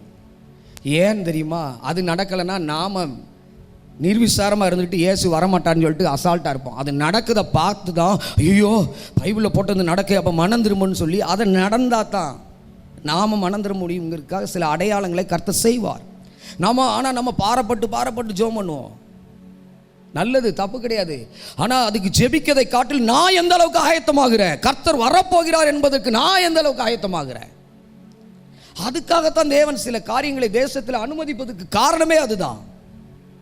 நான் மனம் திரும்ப வேண்டும் என்பதற்காக தாமதிக்கிறார் என்று சிலர் சொல்லுகிறபடி கர்த்தர் தம்முடைய வாக்குத்தத்தத்தை குறித்து தாமதியாமல் ஒருவரும் கெட்டு போகாமல். யாரு ஒருவர்னா யாரு? நித்யானந்த சுவாமியா, இல்லை சாய்பாபாவா? அவங்கெல்லாம் சாத்தான் மனம் திரும்புவதற்காக கர்த்தர் தாமதிக்கல. தெரிந்து கொண்ட நீங்களும் நானும், சபைக்கு வந்து ஆராதிக்கிற நீங்களும் நானும் மனம் திரும்ப வேண்டும், சின்ன சின்ன காரியங்களிலிருந்து வெளியே வர வேண்டும் என்று அவர் தாமதித்துக் கொண்டு சில அடையாளங்களை கர்த்தர் காண்பித்துக் கொண்டு இருக்கிறார். ஜெபிக்கிற நீ ஓரின சேர்க்கைக்காக ஜெபிக்க, அருவருப்புன்னு ஜெபிக்க, முதல்ல நீ மனம் திரும்ப, நான் வரப்போகிறேன் என்று ஆவியானவர் பேசணும் நம்முடைய ஜெபத்தில். பிறரை குறித்து தப்பா, லோத்துவை குறித்து அவனுடைய மருமகன்மார் தவறாக நினைத்தார்கள், வீணாய் சிந்தித்தார்கள். இன்னும் ஒரு காரியத்தை 2 பேதுரு 2வது அதிகாரம் 5வது வசனத்தில், 2 பேதுரு 2:5, பூர்வ உலகத்தையும் தப்ப விடாமல் நீதியை பிரசங்கித்தவனாகிய நோவா முதலான 8 பேரை காப்பாற்றி. இந்த சம்பவம் எல்லாருக்கும் தெரியும், ஆதியாகமத்தில் நடந்த ஒரு சம்பவம். ஆனால் அங்கே நோவா பிரசங்கித்தார்னு எழுதப்படலை, ஆனால் இங்கே எழுதியிருக்காரு. நோவா பேழையை கட்டினார் அங்கே எழுதப்பட்டிருக்கோம், ஆனால் நோவா பிரசங்கித்தார் என்பதை இங்கே எழுதி வைக்கார். ஆவியானவர் எவ்வளவு ஞானமாக எழுதி வைக்கார். நீதியை பிரசங்கிக்கிறார். என்ன பிரசங்கிக்கிறார்? உலகம் அழிய போதியா, மழை வரப்போகுது, 40 நாள் மழை வரப்போகுது, மனம் திரும்பு அப்படின்னு கேட்டால் நோவாவை குறித்து ஏளனமாக பேசுறது. என்னம்மா மழை வரப்போதான், ஏவோ பேழையை கட்டுறாங்களா, எல்லாரும் ஏளனமாய் பார்த்தார்கள். ஒரு நாளில் மழை வந்துச்சு, பேழையை கட்டினவன் அழைப்பு விடுத்து பார்த்தா யாரும் வரல. கடைசியில் பேழையை கட்டினவனை மட்டும் ஆண்டவர் உள்ள அனுப்பிட்டார். இன்னைக்கும் ரட்சிக்கப்பட்டு ஞானஸ்தானம் பெற்று அபிஷேகம் பண்ணப்பட்ட நாம அநேக நாட்களாய் நமக்கு தெரிஞ்சவங்கிட்ட கிராமத்தில் மனம் திரும்புங்கள், பரலோக ராஜ்யம் சமீபமாக இருக்கிறது, இந்த கொள்ளை நோய் வந்துச்சு, இது பைபிளில் போட்டிருக்கு, அடுத்து யுத்தம் வரப்போகுது பைபிளில் போட்டிருக்கு, நாட்டுக்கு நாடு சண்டை வரப்போகுது, பஞ்சம் வரப்போகுது பைபிளில் போட்டிருக்குன்னு சொல்லிட்டு இன்னைக்கு நோவாவை மாதிரி பிரசங்கித்து கொண்டே இருக்கிறோம். யாரும் கேட்பதற்கு மனசு இல்லை. ஒரு நாள் வரும், மழை வந்து நோவா பேழைக்குள்ள போன மாதிரி இயேசு வருவார், இயேசுவை ஏற்றுக்கொண்டோம் மட்டும் மேலே போவான், பரலோகத்துக்கு போக முடியும். இன்னைக்கு நம்மளை பார்த்தும் பிறரை குறித்து கிறிஸ்தவனா அவன் மதம் மாற்றுவன், மனசை மாத்திருக்கோம். எத்தனை பேர் குடிகாரர்களை, எத்தனை குடிகாரர்களை மனம் திரும்ப வச்சிருக்கோம், எத்தனை மனைவிமார்களை அடிச்சு சித்திரவதை பண்ணவர்கள் இன்னைக்கு மனைவியே தன் பக்கமாய் திரும்பி, அவர்கள் மனம் திரும்பி தேவன் பக்கமாக திரும்பி வருகிற எத்தனை கணவன்மார்களை நாங்கள் உருவாக்கி வைத்திருக்கிறோம். எத்தனை கொலைகாரர்களை ரட்சிக்கப்பட்டு மனம் திரும்பி அவன் அருவா கம்போடு கூட சுத்தி கொண்டிருந்தவன் பைபிளோடு கூட பைபிளை எடுத்து எத்தனை பேரை மனம் திரும்ப வச்சிருக்கோம். கிறிஸ்தவர்களை பிறர் பார்க்கிற பார்வை வீணான பார்வை, தேவன் பார்க்கிற பார்வை வித்தியாசமான பார்வை. கிறிஸ்தவர்களை குறித்து நமக்கு மதம் மாற்றுவேன், அதை குறித்து ஒரு வீணான பார்வை. 2000 வருஷமா இப்படி தான் சொல்லிட்டு இருக்காங்க, ஏசு வரப்போகிறார். நீ மனம் திரும்பல, அதனால தான் வராமல் இருக்காரு. அந்த உணர்வு இல்லை அவனுக்கு. அப்ப வீணான சிந்தனை, நோவாவை குறித்து வீணான சிந்தனை பிரசங்கித்த அன்னைக்கு கேட்க மனசு இல்லை. இன்னைக்கு நாம ஒவ்வொரு நாளும் பிரசங்கித்து கொண்டிருக்கிறோம். வெளியில உள்ள சபைக்குள்ள எத்தனை பிரசங்கம் வந்துட்டு இருக்கு தெரியுமா? ரட்சிக்கப்பட்ட நாம முடிஞ்ச அடுத்த முறை வாய்ப்பு இருந்தால் ஒரு மெசேஜ் கொடுக்க, ஞானஸ்தானம் பெற்றவன் எப்படி வாழ வேண்டும் என்பது, ஒரு ரட்சிக்கப்பட்டவன் எப்படி வாழணுங்கிறது வாய்ப்பு இருந்தால் சொல்கிறேன். நம்ம ரட்சிக்கப்பட்ட ஞானஸ்தானம் எடுத்துட்டோம், சபைக்கு வர்றோம், ஆனால் இயேசு வருவதற்கு நாம் ஆயத்தமாக வேண்டிய காரியம் எவ்வளோ இருக்குன்னு தெரியுமா? அப்போ சபைக்குள்ள சில உபதேசங்கள் வரும் பொழுது அதுக்கு கீழ்ப்படியணும். வெளியில் பிரசங்கிக்கிறதுக்கு மட்டுமல்ல நம்முடைய வேலை, வேதவசனத்துக்கு கீழ்ப்படியது நம்ம வேலை. நாம ஆயத்தமாகணும். மனுஷன் உலகம் முழுவதும் ஆதாயப்படுத்தி கொண்டு தன் ஜீவனை நஷ்டப்படுத்தினால் அவனுக்கு லாபம் என்ன? அதனால தான் உள்ள வச்சு நம்மளை அடிக்கார் ஆண்டவர். நம்ம வெளியே தப்பு செய்யும் பொழுது ஆண்டவர் நம்மளை ஒன்றுமே செய்ய மாட்டார், ஒன்றும் செய்ய மாட்டார். எக்ஸாம்பிள் உங்களுக்கு புரியுது மாதிரி சொல்கிறேன். மோசைக்கு வனாந்திரத்தில் இஸ்ரவேல் ஜனங்களை நடத்தி கொண்டு வரும்போது தண்ணி பிரச்சனை வந்துச்சு. தடவை என்ன சொன்னார்? மோசையை பார்த்து தன் கையில் இருக்கிற கோலை வச்சு கண்மலையில் அடிக்க சொன்னார், தண்ணி வந்துச்சு. 2வது இதே தண்ணி பிரச்சனை வந்துச்சு. மோசையிட்ட கர்த்தர் என்ன சொன்னார்? பேச சொன்னார். இப்போ மோசை என்ன செஞ்சிட்டாரு? திரும்பியும் அடிச்சிட்டாரு. அதனால தண்ணி வராமல் ஆக்குனாரா? தண்ணி வர வச்சார். ஏன்னா தாம் பிள்ளைகளை தொழுவத்தில் கட்டி அடிக்கிறது வேலை தான் இயேசு கிறிஸ்து. அங்கே வச்செல்லாம் ஒன்றும் செய்ய மாட்டார். அப்போ சில உபதேசங்கள் நம்ம இங்கே சீல் பிதுவதற்காக சில உபதேசங்கள் வரும். அங்கே புறஜாதி ஜனங்கள்கிட்ட வெக்கப்படுத்தலை, தண்ணியை கொடுத்துட்டாரு. ஆனால் இங்கே வந்தார், கானானுக்குள்ளே நீ போக முடியாதியா, சத்தத்துக்கு கீழ்ப்படியில. என்ன பாவம் செஞ்சார்? தேவ சத்தத்துக்கு கீழ்ப்படியில. கிறிஸ்து ஒரு முறை தான் சிலுவையில் அடிக்கப்பட வேண்டும், கண்மலையாகி கிறிஸ்து. ஆனால் 2 முறை அடிச்சிட்டாரு. அதனால என் ஊழியக்காரன் தப்பு பண்ணிட்டாங்கிறதுக்காக அங்கே தண்ணியை வர வைக்காமல் அவர் நிறுத்தலை. என் பிள்ளைகளை நான் வெக்கப்படுத்தக்கூடாதுன்னு அங்கே செஞ்சிருந்தாரு. ஆனால் இங்கே வந்து தனியாக வந்து ட்ரீட்மெண்ட் கொடுத்துருவார். ஏன்? ஆயத்தமாக்குது. தம்முடைய பிள்ளைகளை ஆயத்தப்படுத்துவதில் அவர் அவ்வளவு அக்கறை உள்ளவர். அதனால தான் நமக்கு சில நேரங்களில் சபைக்கு நம்ம ஏன் வர்றோம், ரட்சிக்கப்பட்டு சபைக்கு ஏன் வர்றோம்? நம்ம ஆயத்தப்பட வேண்டிய காரியம். ரட்சிக்கப்பட்ட எத்தனை பேர்ட்ட கோபம் இல்லைன்னு சொல்கிறீங்க? நான் ரட்சிக்கப்பட்டதுக்கப்புறம் பொய்யே சொல்லலை, கோபமே படலை.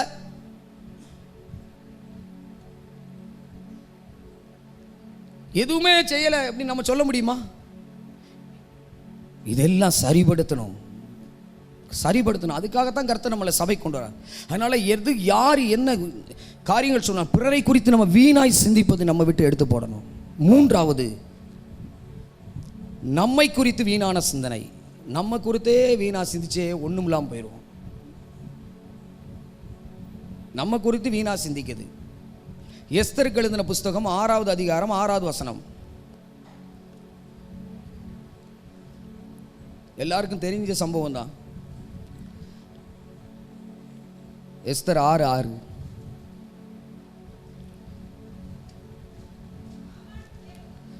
ஆமான் உள்ளே வந்தபோது ராஜா அவனை நோக்கி, ராஜா கணம் பண்ண விரும்புகிற மனுஷனுக்கு என்ன செய்யப்பட வேண்டும்? அதற்கு ஆமான், என்னை அன்றி. இதான் இது நம்மை குறித்து வீணா சிந்திக்குது. இப்படிதான், என்னை அன்றி யாரு கணம் பண்ணுவா? இவனுக்கு ஒரு ஆசை, ராஜா என்னத்தான் கணம் பண்ணுவார், யாரை கணம் பண்ணுவார்? அதனால் நிறைய ஆசீர்வாதங்கள் நம்ம பெற்றுக்கொள்ளலான்னு சொல்லிட்டு இவர் முடிவு பண்ணுறாரு. அடுத்தவனை தூக்கில் போடுறதுக்கு ஒரு மரத்தை செய்தார். தன்னை குறித்து வீணான சிந்தனை. இவருடைய ஆசையெல்லாம் முருதைக்காயை தூக்கி தூக்கு மரத்தில் போடுறதுக்கு. தன்னை குறித்து வீணா சிந்திக்குது, அவனை தூக்கி போடணும். ஆனால் இவனுடைய ஆசை என்னென்னா, இவன் பாருங்க, தன்னை குறித்து ராஜா என்னையத்தான் கணம் பண்ணுவார், என்னத்தான் பண்ணுவார் அப்படின்னு சொல்லிட்டு எல்லாம் செஞ்சுக்கிட்டே இருக்கான். கடைசியில் இவனுடைய சிந்தனை வீணாய் போய் எல்லா விஷயங்களும் தெரிஞ்சு சிந்தனைகளால் வீணாகி கடைசியில் செஞ்ச தூக்கு மரத்தில் யார் போய் மாட்டினா? ஆமான் மாட்டினா. இன்றைக்கும் அப்படி தான். நம்மை குறித்து முதல்ல நாமே நிதானித்து அறிந்தால் நாம் நியாயந்திருக்கப்பட மாட்டோம். நம்ம முதல்ல நாம் நியாயந்திருக்கு. ஒவ்வொரு நாளும் ஜபாரையில் போகும்போது, ஆண்டவரே, பிறரை குறித்தே நம்ம பேசணும். ஆண்டவரே, இன்னைக்கு காலையிலிருந்து சாயங்காலம் வரைக்கும், ராத்திரி தூங்குத வரைக்கும் உம்மை துக்கப்படுத்தின காரியம் ஏதாவது இருக்குமா? ஆண்டவரே, உம்மை வேதனைப்படுத்தின காரியம் ஏதாவது இருக்குமா? எனக்கு மனம் திரும்ப ஒரு வாய்ப்பு கொடுங்க ஆண்டவரே. செய்யணும். ஆமான் தன்னை குறித்து வீணாய் சிந்தனை பண்ணி வீணாயே போயிட்டான். நியாயாதிபதிகள் 16:20 சிம்சோன் தேவன் தன்னை விட்டு போனதை அறியாமல் பலசாலி என்று நினைத்து கொண்டிருந்தான். நம்மை குறித்து வீணான சிந்தனை. சிம்சோன் அப்படிதான். நான் எப்பயும் போல பலசாலியா இருக்கேன், என்னை யாரும் அசைக்க முடியாது, முந்தியுள்ள பலம் எனக்கிட்ட இருக்கு அப்படின்னு சொல்லி நினைச்சிட்டு இருந்தா. நியாயாதிபதிகள் 16:20 வாசிங்க பிரதர். அப்பொழுது அவள், சிம்சோனே, பெலிஸ்தியர் உன்மேல் வந்துவிட்டார்கள் என்றால், அவன் நித்திரை விட்டு விழித்து கர்த்தர் தன்னை விட்டு விலகினதை அறியாமல் எப்போதும் போல உதறி போட்டு வெளியே போவான் என்றான். இப்போ பாருங்க, இவருக்கு என்ன அப்படின்னா, நம்மை குறித்து வீணான சிந்தனை. நான் எப்பயும் பலசாலியாக இருக்கேன், என்னை யாரும் அசைக்க முடியாது. ஆனால் தேவன் அவரை விட்டு வெளியே போனதே தெரியல. இன்னைக்கு நிறைய பேர் அப்படித்தான். சபைகளுக்குள்ள அப்படித்தான். நான் ஜெபம் பண்ணுறேன், என்ன ஒன்றும் அசைக்காது. நம்மை குறித்து நாம் வீணா சிந்திக்கிறது. நான் அவளை காட்டிலும் பயங்கரமாக ஜெபம் பண்ணுவேன், நான் அவளோட மணிக்கணக்காக ஜெபம் பண்ணுவேன், நான் அவளோட எனக்கு வேதனை நல்லா தெரியும். முதல்ல பரிசுத்த ஆவியானவர் நம்மளுக்குள்ள இருக்காரா செக் பண்ணணும். சிம்சோன் அங்கே மறந்துட்டாரு. பரிசுத்த ஆவி அவரை விட்டு போனது வந்துட்டா. இவர் அந்த மேலோட்டமாக இருக்குதானே, இதுக்கு முன்னாடி நடந்த சம்பவத்தையே தான் மைண்டில் வைக்காரு. நாமளும் அப்படித்தான், இதுக்கு முன்னாடி நடந்த சம்பவத்தை மைண்டில் வச்சுக்கிட்டே இருப்போம். ஆனால் இப்போ இருக்குதான் அந்த ஆரம்பத்தில் ரட்சிக்கப்பட்ட புதுசில் இருந்ததே இன்னும் கடைசி வரைக்கும் ஃபாலோ பண்ணிகிட்டு இருப்போம். இப்போ என்ன நிலைமையில் இருக்கும்? சிம்சோன் அறியாது இருந்தான், கடைசியில் வேடிக்கை பொருளாக மாறிட்டான். நம்மை குறித்து நாம் வீணாய் சிந்திக்கக்கூடாது. எப்பொழுதும் தேவ சமூகத்தில் நிதானித்து சிந்திக்கணும். நம்மை குறித்து வீணான சிந்தனை, நான் ரட்சிக்கப்பட்டேன், நல்லா ஜெபம் பண்ணுறேன், ஞானஸ்தானம் எடுத்துட்டேன், அபிஷேகம் பண்ணிட்டேன், பண்ணப்பட்ட சுவிசேஷம் அறிவிக்க போகிறேன், அதனால் பரலோகம் போயிடலாம். யார் சொன்னா? யார் சொன்னா? பைபிள் சொல்லலையே. நம்மை குறித்து வீணான சிந்தனை நம்மளை விட்டு தயவு செய்து எடுத்து போட்டுருவோம். ஒரே ஒரு சம்பவத்தை மட்டும் காமிச்சிட்டு முடிக்க பாருங்க. நம்மை குறித்து வீணான சிந்தனை. கோலியாத்து நினைச்சா நம்ம தான் நம்மளை அசைக்க யாருமே இல்லைன்னு நினைச்சான். கோலியாத்தினுடைய ஆட்டமெல்லாம் எப்போ வரைக்கும்? தாவீது யுத்த களத்துக்கு வரது வரைக்கும் தான். உங்க வீட்டில் கடன் பிரச்சனை, போராட்டம், நிந்தைகள், அவமானம், இதெல்லாம் எப்போ வரைக்கும்? இயேசுவோடு கூட நீங்கள் இணைவது வரைக்கும் தான். இயேசு உங்க வீட்டுக்கு வர்றது வரைக்கும் தான். இயேசு உங்க ஜெப வாழ்க்கையில் வர்றது வரைக்கும் தான் இந்த போராட்டம். அதுக்கப்புறம் இதெல்லாம் முடிவுக்கு வரும். கோலியாத்தினுடைய ஆட்டம் தாவீது யுத்த களத்துக்கு வர்றது வரைக்கும் தான். உங்க பிரச்சனை உங்க ஜெப வாழ்க்கையில் இயேசு வர்றது வரைக்கும் தான் உங்க பிரச்சனை. அப்போ வரைக்கும் தான். இயேசு வந்துட்டாருன்னா பிரச்சனை முடியும், அவ்வளோதான். கானாவூர் கல்யாணத்துக்கு இயேசு வந்திருந்தாரு, ஆனால் அங்கே ஒரு பிரச்சனை இருந்துச்சு. இயேசு இருந்து ஒரு பிரச்சனை இருந்துச்சு, ஒரு குறைவு இருந்துச்சு. ஆனால் இயேசு கல்யாண வீட்டில் இருந்ததுனால அந்த குறைவு மாற முடிஞ்சுச்சு. இயேசு கல்யாண வீட்டில் இல்லைனா அன்னைக்கு அந்த கல்யாண வீட்டுக்காரர்கள் வெக்கப்பட்டு போயிருப்பாங்க. ஏன்னா யூதர்களுக்கு திராட்சை ரசம் ரொம்ப ரொம்ப முக்கியம். திராட்சை ரசம் இல்லாத கல்யாண வீட்டை பரியாசம் பண்ண தொடங்கிடுவாங்க. இன்னைக்கு நம்முடைய வாழ்க்கையில் இயேசு இல்லை என்றால் நம்ம வெக்கப்பட வேண்டிய வந்துடும். கல்யாண வீட்டில் இயேசு இருந்ததுனால அந்த கல்யாண வீடு பாதுகாக்கப்பட்டது. அதுலேயும் ஒரு பெரிய பியூட்டி என்ன தெரியுமா? இயேசு வர்றது வரைக்கும் தான். இயேசு வந்துட்டார்னா முன்னாடி இருக்குதான திராட்சை ரசத்தை காட்டிலும் பின்னாடி வருகிற திராட்சை ரசம் இருக்கே, அது வித்தியாசம் உள்ளது. ஒருவேளை இயேசு இல்லாமல் நீங்கள் வாழ்ந்திருக்கலாம். இயேசு இல்லாமல் வாழ்ந்த பொழுது நீங்கள் செஞ்ச தொழிலில் நஷ்டத்தை சந்திச்சிருக்கலாம். இயேசு இல்லாமல் ஜெபம் இல்லாமல் உங்கள் வாழ்க்கையை நடத்தி இருக்கலாம். ஜெபம் இல்லாமல் தொழிலை செஞ்சிருக்கலாம். ஆனால் ஜெபித்து ஜெபித்து ஜெபித்து தொழிலை செய்ய ஆரம்பிக்கிறீர்கள். ஆனால் முன்னாடி இருக்கிற திராட்சை ரசம் அல்ல, பிந்தி வந்த திராட்சை ரசம் பேசும் பொருளாய் மாறினதை போல இப்ப செய்கிற தொழில் அல்ல, இனி செய்கிற தொழில் பேசும் தொழிலாய் மாறும், பேசும் பொருளாய் மாறும். இயேசு உங்க வாழ்க்கையில வர்றது வரைக்கும் தான் பேசப்பட்டுச்சு. இவ்வளவு நேரம் இந்த திராட்சை ரசத்தை எங்க வச்சிருந்தீங்க? உங்களை பார்த்து நீங்க தொழில்ல சில நேரம் தோல்விகளை சந்திச்சிருக்கலாம். ஏன்பா தோல்வி சந்திச்சா திடீர்னு எப்படி போயிருக்கும்? அது பழைய திராட்சை ரசையா? இப்ப புதிய திராட்சை ரசம். இயேசு என் கூட வந்துட்டாரு, இனி நான் தோக்க மாட்டேன், ஜெயிக்க பிறந்தவன். கோலியாத்து அப்படிதான். தாவீது வர்றது வரைக்கும் அவன் ஆடத்தான் செய்வான். நீங்க செபிக்கிறது வரைக்கும் சாத்தான் இருக்கத்தான் செய்வான். செபிச்சிட்டீங்கன்னா அவ்வளவுதான், ஓடி போயிடுவான். இவன் ஜெபிக்க ஆரம்பிச்சிட்டா. தன்னை குறித்து வீணாய் நினைச்சு பார்வோன் ஒண்ணுக்கும் இல்லாம, நேபுகாத்து நேச்சார் ஒண்ணும் இல்லாம போனான். ஒரு பெரிய இது என்னன்னா, டென்சிங் டேனியல் அண்ணன் சொன்னதான ப்ராப்பஸியை 2024 சொன்ன ப்ராப்பஸியை கேட்டிங்கன்னா, இன்னைக்கு இந்திய கவர்மெண்ட்டில் நடந்ததான இந்த காரியத்தை அப்படியே பேசியிருப்பார். இந்தியாவை குறித்து இந்த வருஷத்தில் ஒரு அரசாங்கம் எழும்புவோம், ஆனால் அது பள்ளமாக இருக்கும். வானத்தில் இருந்து கைப்பிடி அளவு ஒரு மண் கொட்டப்பட்டது, அந்த பள்ளம் நிரப்பப்பட்டது. வீட்டில் போய் கேட்டு பாருங்க, அதுக்கப்புறம் என்ன நடக்குங்கிறத பேசியிருக்காரு.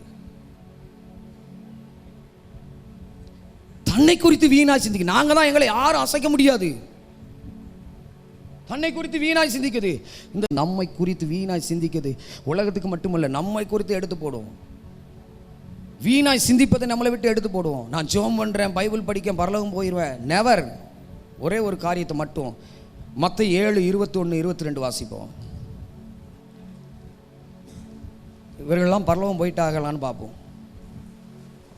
பரலோகத்தில் இருக்கிற என் பிதாவின் சித்தத்தின்படி செய்கிறவன், பரலோகத்தில் இருக்கிற என் பிதாவின் சித்தத்தின்படி செய்கிறவனே அல்லாமல், பரலோக ராஜ்யத்தில் பிரவேசிப்பவனே அல்லாமல், பரலோக ராஜ்யத்தில் பிரவேசிப்பவனே அல்லாமல், என்னை நோக்கி கர்த்தாவே கர்த்தாவே கர்த்தாவே என்று சொல்லுகிறவன் அதில் பிரவேசிப்பது இல்லையே. பாருங்க, நம்ம நினைக்கும் ஜெபம் பண்ணா பரலோகம் போயிடலாம், காணிக்க கொடுத்தா பரலோகம் போயிடலாம்னு. இங்க சொல்லப்பட்டதான அடுத்த வசனத்தை வாசிங்களேன் பிரதர். அந்நாளில் அநேகர் என்னை நோக்கி கர்த்தாவே கர்த்தாவே கர்த்தாவே கர்த்தாவே உமது நாமத்தினாலே தீர்க்க தரிசனம் உரைத்தோம்ங்கிறது எங்க இருக்கு? 1 கொரிந்தியர் 12:10 சொல்லப்பட்டதான 9 வகையான வரங்கள்ல ஒண்ணு. ஆண்டவர் கொடுத்த வரத்தை செஞ்சவன் இவன். 1 கொரிந்தியர்ல சொல்லப்பட்டதான வரங்களை செஞ்ச கூட்டம் இது. தீர்க்க தரிசன வரம் என்பது 9 வகையான கிஃப்ட்ல ஒன்று. அதை செஞ்சவனுடைய நிலைமையை பாருங்க. நம்ம என்னமோ சர்ச்சுக்கு வந்தோம், காணிக்க கொடுத்தோம், தசமாக கொடுத்தோம், பரலோகம் போயிடலாம். வரங்கள் ஆண்டவர் கொடுத்த கிஃப்டை ஆப்ரேட் பண்ணவனாலே தீர்க்க தரிசன கிஃப்டை பயன்படுத்தவனே பரலோகத்துக்கு போக முடியல. தீர்க்க தரிசனம் உரைத்தோம் அல்லவா, உமது நாமத்தினாலே பிசாசுகளை அங்க கொடுக்கப்பட்ட வரம். 1 கொரிந்தியர் 12:10 போய் வாசித்து அங்க உள்ள போய் வாசித்து பாருங்க. இதெல்லாம் வரோம், பிசாசை துரத்தது வரோம். அடுத்து வாசிங்க பிரதர். உமது நாமத்தினாலே அநேக அற்புதங்களை செய்தோம் அல்லவா என்பார்கள். கொடுக்கப்பட்டிருக்கு. இந்த 3 கேட்டகரி குரூப் உள்ளவங்களும் வரத்தை வைத்து ஊழியம் பார்த்தவர்கள், பைபிள்ல சொன்ன வரத்தை பயன்படுத்தினவர்கள். அவருடைய நிலைமையே பரலோகத்துக்கு போக முடியல. அங்க போன உடனே இப்படிலாம் நாங்க செஞ்ச ஆண்டவரே, நம்மள மாதிரி தான். நான் ஜெபம் பண்ணுறேன், நான் பரலோகத்துக்கு போயிடுவேன். நான் அபிஷேகம், என்கிட்ட அபிஷேகம் இருக்குது, பரலோகத்துக்கு போயிடுவோம். நான் காணிக்க கொடுக்க பரலோகத்துக்கு போயிடுவோம். பிதாவின் சித்தத்தின்படி செய்கிறோமா? பிதாவின் சித்தம் என்ன? சபை கூடுதலை விட்டுவிடக்கூடாது. அதான் பிதாவின் சித்தம். ஓய்வு நாளை ஆசாரிக்க கடவாய், அதுதான் பிதாவின் சித்தம். பிதாவின் சித்தம் என்ன? நமக்கு சில கட்டளைகள் கொடுக்கப்பட்டிருக்கு. 613 கட்டளை. ஆனால் 10 அதை ஆக்கி கொடுத்துருக்காரு. செய்யக்கூடியது செய்யக்கூடாதது அப்படின்னு சொல்லி 2ஆ பிரிச்சிருக்காரு. பிதாவின் சித்தம் என்ன? ஏதோ தீர்க்க தரிசனம் சொன்னாப்புல மேலே போயிட முடியாது, பிரசங்கம் பண்ணாப்புல நான் பரலோகம் போயிட முடியாது. மனுஷன் பார்க்கிற பார்வை வேற, தேவன் பார்க்கிற பார்வை வேற. அதனால தன்னை குறித்து வீணாய் நினைச்சிட வேண்டாம். சபை கூடுதலை விட்டுவிடக்கூடாது. நீங்க நல்லா உங்களுக்கு நான் புரியும்படியா சொல்கிறேன். இயேசு 30 வயசுல ஊழியத்துக்கு வந்தார் என்பதை லூக்கா பதிவு பண்றாரு. ஆனால் இன்னைக்கு எல்லா ஊழியக்காரங்க சொல்றாங்க அவர் 3 வருஷம் வேலை பார்த்தாரு, 3 வருஷம் ஊழியம் பார்த்தாரு. எங்க இருக்கு ஆதாரம்? இதை எடுத்து சொல்லுங்க. ஒரு சில உங்களுக்கு மட்டும்தான் தெரியும். 3 வருஷம் 33 வருஷம் வரைக்கும் ஊழியம் செய்தார். எங்க இருக்கு ஆதாரம்? ஒரே ஒரு ஆதாரம் தான் இருக்கு. இயேசு எப்பொழுது 30 வயசுக்கு ஊழியத்துக்கு வர்றாரோ அப்போ வரைக்கும் அன்னைக்கு இதே மாதிரி ஆராதனை கிடையாது, இதே மாதிரி கிடையாது. ஆனால் ஒரு காரியத்துக்கு மட்டும் எல்லாம் எருசலேமில் இருக்கிறோம். பஸ்கா பண்டிகை 3 பஸ்காவுக்கு போயிருப்பாரு. ஒரு பஸ்கா என்பது ஒரு வருஷத்துக்கு ஒரு முறை ஆசரிக்கக்கூடியது. 3 பஸ்கா என்பது 3 வருஷம். இந்த 3 வருஷத்துக்கு அப்புறம் இயேசு காட்டி கொடுக்கப்பட்டுவார். இதை வச்சு தான் 33 வருஷம் இயேசு இந்த உலகத்தில் வாழ்ந்தார், ஊழியம் செய்தார் என்று சொல்லுகிறார்கள். இயேசுவே பஸ்காவை ஆசரிக்க போக முடியுமானால் பவுல் சொல்லுவார், நீங்க அப்போஸ்தலர் புத்தகத்தில் போய் பாருங்க, நாளைக்கு நான் எருசலேமில் இருக்கணும், பஸ்காவில் இருக்கணும் அப்படிம்பாரு. இன்னைக்கு நம்ம பஸ்காவை ஆசரிக்காம எத்தனை தடவை திருவிருந்துக்கு வராம இருந்திருக்கோம், சபைக்கு வராம இருந்திருக்கோம், ஓய்வு நாளை கை கொள்ளாமல் இருந்திருக்கோம். வசனத்துக்கு கீழ்ப்படிங்கள். வசனம் தான் ஒரு மனுஷனை பரலோகம் கொண்டு போகும். பேசுற நான் என்னை கொண்டு பரலோகம் போக முடியாது. பேசுகிற எனக்குள்ள இருந்து வருகிற வார்த்தை இருக்கு, அது உங்களை பரலோகம் கொண்டு போயிடும். நான் போறேனா இல்லையா தெரியாது, எனக்கே தெரியாது. ஆனா எனக்குள்ள இருந்து பேசுகிற ஆவியானவர் மூலம் வருகிற வார்த்தை என்னை கொண்டு போகுதா இல்லையோ, யார் கீழ்ப்படுகிறாரோ அவரை கொண்டு போய்விடும். கைகளை தட்டி துடமனா சியா கடவலா, துடமனா சியா கடவலா. வசனத்துக்கு கீழ்ப்படியும். தன்னை குறித்து வீணாய் சிந்திச்சு கெட்டு போயிடும்டா. இதை குறித்து பேசினா இதை மட்டும் வச்சுமே 1 hour பேசலாம். நம்மை குறித்து வீணாய் சிந்திக்கிற காரியத்தை வச்சு மட்டும் 1 hour பேசலாம். பாருங்க, பிதாவின் சித்தத்தின்படி செஞ்சா மட்டும்தான் பரலோகம் போக முடியும். பிதா நமக்கு என்னென்ன, ரட்சிக்கப்பட்டவன் ஒருவன் எப்படி வாழ வேண்டும் அதை நம்ம தெரிஞ்சிருக்கணும். முதல்ல சபைக்கு வர்றது பெருசு கிடையாது, ரட்சிக்கப்படுவது பெருசு கிடையாது. ரட்சிக்கப்பட்டவன் எப்படி வாழ வேண்டும், உலகத்தில் இருக்கிற எப்படி வேணுமானாலும் வாழலாம். ஆனால் ரட்சிக்கப்பட்டவன் இப்படித்தான் வாழ வேண்டும் என்பதை வேதம் நமக்கு கற்றுக் கொடுத்திருக்கிறது. தன்னை குறித்து வீணாய் சிந்தித்து பரலோக ராஜ்யத்தை இழந்து விட வேண்டாம். அங்கு இருக்கிற 3 கூட்டத்தார் 9 வகையான வரங்களை இல்லை, 3 வரங்களை ஆப்ரேட் பண்ண ஜனங்களுக்கு உங்களை ஒரு காலம் அறியேன், அக்கிரம செய்கார என்னை விட்டு அகன்று போங்கள் என்று சொல்ல முடியுமானால் நாம் எந்த நிலைமையில் இருக்கிறோம்? கண்களை மூடி ஜெபிப்போம். கண்களை மூடி ஜெபிப்போம்.